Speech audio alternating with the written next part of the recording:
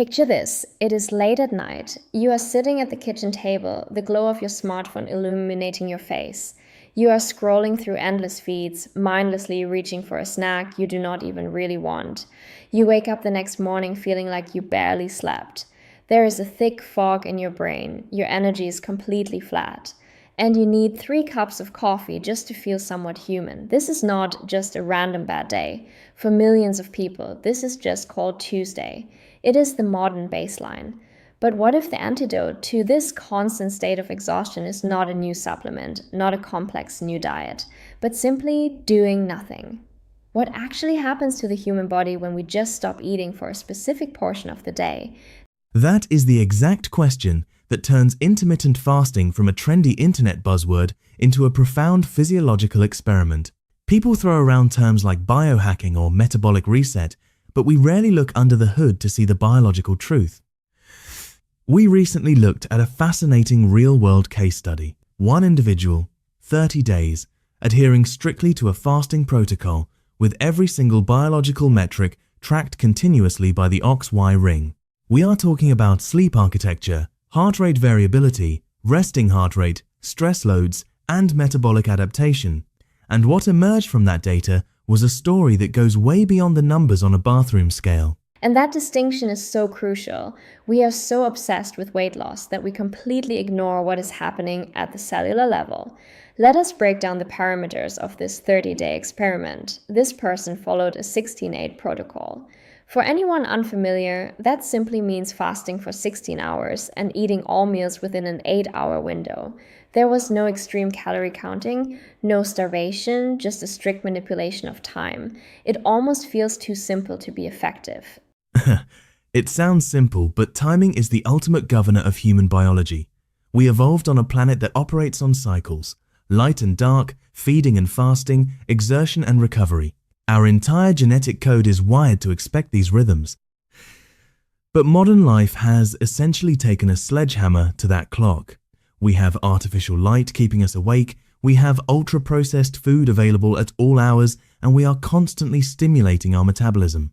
By simply restricting food intake to an 8-hour window, you are not just skipping a meal. You are artificially recreating the ancestral rhythm your body has been desperately waiting for. Which brings us to the reality of week 1, which, looking at the data, was anything but peaceful. The user reported massive hunger spikes, irritability, late-night cravings, and serious mental resistance. It is almost as if the body was throwing a metabolic temper tantrum. A metabolic temper tantrum is the perfect way to describe it, and it is completely normal. Think about it. Most of us are adapted to a continuous, never-ending supply of glucose. The moment blood sugar drops even slightly, we reach for a snack. We never actually empty the tank. So, when you suddenly stop the incoming fuel supply for 16 hours, the body panics.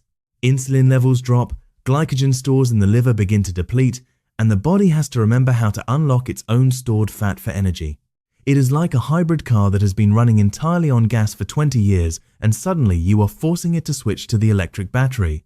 The gears are rusty. And the fascinating part is that the Oxy ring caught this struggle before the user even fully registered it.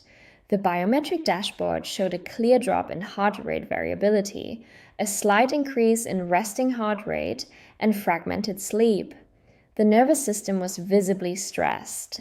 It is incredible how our biology leaves these invisible fingerprints. We think we are just feeling a little cranky, but our autonomic nervous system is actually working overtime to adapt to a new environment. Exactly. Heart rate variability, or HRV, is a brilliant window into the nervous system. When it drops, it means the body is under strain, caught in a fight-or-flight sympathetic state. The body was literally interpreting the lack of food as an environmental threat. But this is where the magic of adaptation happens, because by week 2, the entire landscape shifted. The fog lifted. The user reported that the intense cravings vanished. Their energy stabilized, the afternoon crashes disappeared, and their mental clarity spiked. And right on cue, the biometric data mirrored this subjective experience. HRV began to climb, resting heart rate trended downward, and overnight recovery scores stabilized. The body stopped fighting the fast and started using it. This is the hallmark of metabolic flexibility. The rusty gears of that hybrid engine finally got oiled. Because insulin exposure was drastically reduced during those 16-hour windows, the body became highly efficient at switching over to fat oxidation.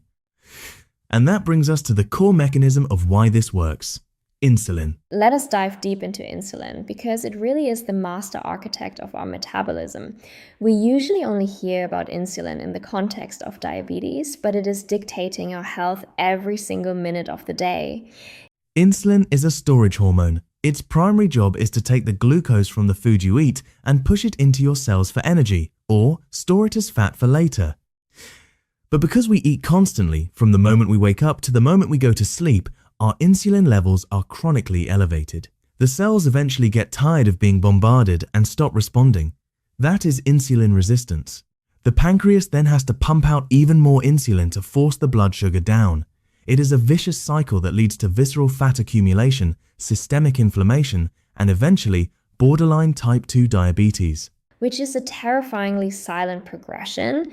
You can be walking around for a decade with elevated fasting insulin and skyrocketing internal inflammation before your doctor ever flags your blood sugar as pre-diabetic. We are essentially catching the disease at the very end of its development rather than the beginning. Does intermittent fasting actually reverse that underlying environment? For many people, yes, it can be a powerful intervention. By simply not eating for 16 hours, you give your pancreas a break. Insulin levels fall to their baseline. The cells regain their sensitivity. You are essentially clearing out the metabolic traffic jam.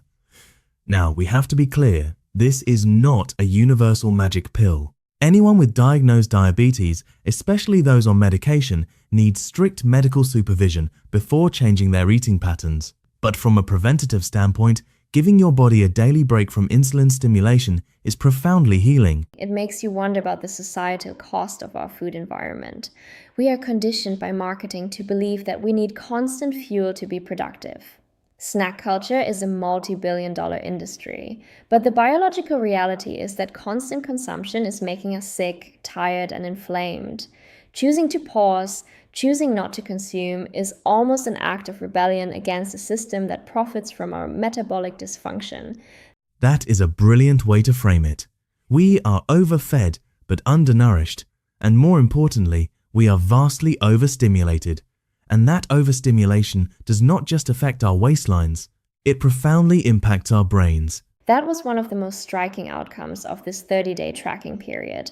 The user did not just report feeling lighter, they reported a sharp increase in mental acuity. The brain fog was gone. Why does an empty stomach lead to a sharper mind? It comes back to the fuel source.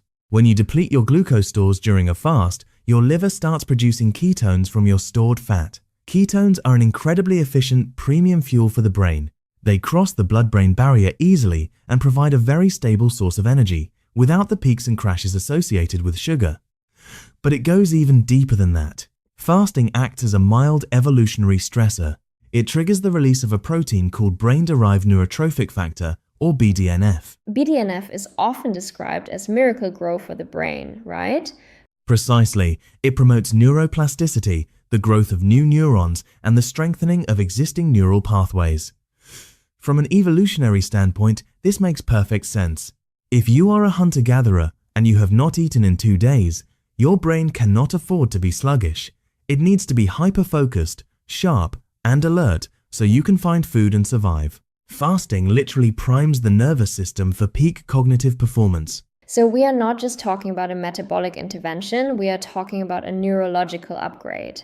And speaking of neurological upgrades, we have to talk about what the OXYRing revealed about the user's sleep. By the 3rd and 4th week, the sleep architecture underwent a massive transformation. The data was beautiful to look at. We saw a stabilization of the circadian rhythm, an increase in deep sleep, and highly consistent overnight recovery scores. When you eat late at night, your body has to divert massive amounts of blood flow and energy toward digestion. Your core body temperature stays elevated and your resting heart rate refuses to drop. Your body is essentially working a night shift when it should be resting. By cutting off food intake earlier in the evening, this user allowed their body temperature to drop naturally, facilitating much deeper, more restorative sleep. It is a domino effect. You change the timing of your food, which lowers your insulin, which allows your body to burn fat, which clears the brain fog, which ultimately leads to a nervous system that feels safe enough to drop into deep, restorative sleep. And yet, none of this would have been visible without the continuous tracking. That is the true revelation of this entire experiment. If this user had just been stepping on a standard bathroom scale, they might have quit during week 1 when they felt terrible and the weight was not dropping fast enough. But because they had the OXY ring, they could actually see their physiology adapting. They could see their HRV trying to stabilize. They could see the invisible work their body was doing. It completely changes our relationship with our own health. We are so used to taking a snapshot of our biology once a year at the doctor's office. But health is not a snapshot. It is a continuous, dynamic movie. The ability to observe our physiology in real time, to see the immediate impact of our daily choices, is a fundamental shift in how we understand human longevity. We are entering an era of health intelligence. Wearables are no longer just step counters, they are translators. They take the silent language of the autonomic nervous system, the subtle shifts in temperature, the microscopic variations in heartbeats, and they translate them into a narrative we can understand. But the hardware is only half the equation. The data is meaningless if we do not know how to interpret it and adjust our behavior accordingly. Which brings us to the ultimate lesson of these 30 days. Intermittent fasting is not magic. It is not a shortcut, but it reveals a profound truth about the human machine. Our bodies are infinitely resilient and highly adaptive, provided we give them the space to do their job. We spend so much time searching for the next thing to add to our routine, the right pill, the right superfood, the right workout. But perhaps the most powerful healing mechanism we have is the strategic application of absence. I could not agree more. In a world defined by relentless consumption and endless noise, sometimes the most intelligent thing you can do for your biology is to simply hit pause. The body knows exactly how to heal, how to clear out the cellular debris, and how to restore its own balance. We just have to get out of its way. The power of the pause. It forces us to ask ourselves what other areas of our lives might benefit from a little strategic emptiness. If clearing the metabolic traffic jam can radically transform our energy and our minds in just 30 days, imagine what a little stillness could do for our mental and emotional health. We are standing at the intersection of ancient biological wisdom and cutting-edge health intelligence, and it is clear that the future of medicine is not just about what we consume, but about understanding the profound impact of when we choose to stop. Because ultimately, having the data is one thing. Having the wisdom to listen to it is what actually transforms a life. A perfect thought to end on. This journey through the data of a 30-day fast proves that our bodies are always speaking to us, long before we consciously hear them. The question is whether we have the right tools and the right mindset to finally listen. Until next time, keep paying attention to the signals.